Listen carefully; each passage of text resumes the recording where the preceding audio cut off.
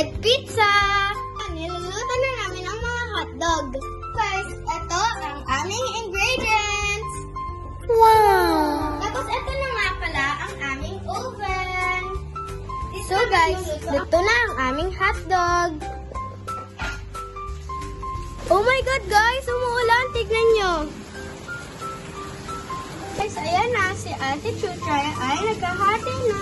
Guys, habang naghintay ako, titignan ako ng hotdog.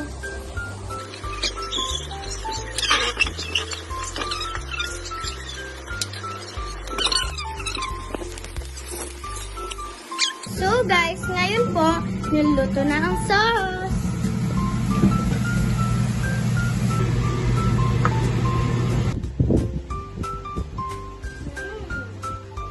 Nilalagyan ko na ng cheese ang pizza. So kasi, ano po, so ngayon guys, nasa oven na.